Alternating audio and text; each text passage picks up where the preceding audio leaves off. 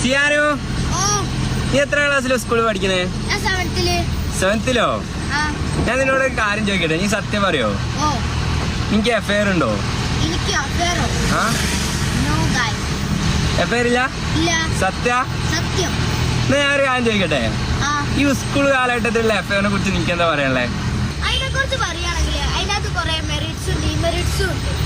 അപ്പൊ നമുക്ക് ഫസ്റ്റ് ഡിമെറിറ്റ്സിനെ കുറിച്ച് പറയാം. അതിൻ്റെ അകത്ത് ഒന്നാമത്തെ തന്നെ ഇപ്പൊ നമ്മളമ്മക്കും വാപ്പാക്കും നമ്മൾ ഈ കോളേജ് ഘട്ടത്തിൽ ഈ സ്കൂൾ ഘട്ടത്തിലൊക്കെ പ്രേമിക്കുന്ന ഒന്നും നമ്മളമ്മക്കും വാപ്പാക്കും തീരെ ഇഷ്ടമില്ലാത്ത ഒരു കാര്യമായിരിക്കും. അത് ഈ പെണ്ണ് നമ്മളെ കൂടെ നിൽക്കുന്ന ഈ പെണ്ണുണ്ടല്ലോ, ഓള് ഈ ഉമ്മാനെയും വാപ്പാനെയും വെറുപ്പിച്ചിട്ട് നമ്മളെ കൂടെ നിൽക്കുന്നവൾ കുറച്ച് കഴിയുമ്പം വേറെ ഒരു ചെക്കൻ്റെ കൂടെ നമ്മളെ പറ്റിച്ച് പോകില്ല എന്നുള്ളതിന് എന്താ ഒരു ഉറപ്പുള്ളത്? പിന്നെ ഈ ഡിമെറിറ്റ്സിൽ തന്നെ ഈ ലവ് എന്ന് പറഞ്ഞ വാക്കുണ്ടല്ലോ, ആ ലവ് എന്ന് പറഞ്ഞ വാക്കിന് തന്നെ കുറേ ഫുൾ ഫോംസ് ഉണ്ട്. അപ്പോൾ അതിൻ്റെ അകത്തുള്ള രണ്ടെണ്ണം ഞാൻ പറഞ്ഞുതരാം. ഒന്ന് ലോസ്റ്റ് ഓഫ് മണി. നമ്മളെ വീട്ടിൽ നിന്ന് വരുന്ന സേവിങ്സ് ഒക്കെ ഉണ്ടാവില്ലേ, ചെറിയ 10-20 പൈസ ഒക്കെ ഉണ്ടാവില്ലേ സേവിങ്സ്, ആ പൈസ നമ്മൾ ആ പെണ്ണിന് വേണ്ടി ചിലവാക്കുകയാണെങ്കിൽ ആ പൈസ നമുക്ക് നഷ്ടമല്ലേ വരുന്നത്. അപ്പം പിന്നെ അതിനകത്തുള്ള ലവിലെ ഔട്ട് ഓഫ് മൈൻഡ് വെച്ചാൽ നമ്മൾ പഠനത്തിലും നമ്മളെ വീട്ടിലുമ്മമാരിപ്പോൾ പീടിയെ പോകാനും അതിനൊക്കെ പറയും. അത് നമുക്കൊരു പറയുന്ന ഒരു വില വെക്കൂല. നമ്മൾ സ്കൂളിലാണ് പഠനത്തിന് വളരെ ഓർത്ത് കുത്തിരിക്കും.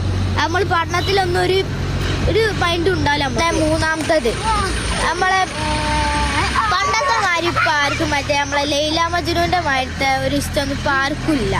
ഇപ്പം ഈ ലോകം തന്നെ ഒരു ഫേക്കാണ്. അപ്പോൾ ഈ പ്രേമവും ഇഷ്ടമൊക്കെ ഇപ്പം എല്ലാവർക്കും ഫേക്കാണ്.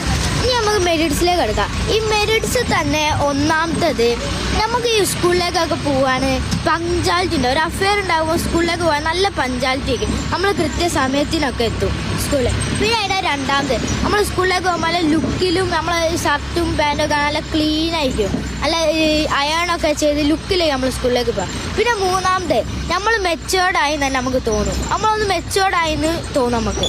ഇനി എനിക്ക് അഫെയർ ഒന്നും ഇല്ലാത്ത ആൾക്കാരോടാണ് പറയാനുള്ളത്, നിങ്ങളൊന്നും കൊണ്ടും പേടിക്കേണ്ട. നിങ്ങൾക്ക് അഫെയർ ഒന്നും സെറ്റ് ആവാത്തത് നിങ്ങൾക്ക് വേണ്ടി കാത്തിരിക്കുന്ന ഏതോ ഒരാളുടെ ആത്മാർത്ഥമായ പ്രാർത്ഥനയുടെ ഫലമാണത്.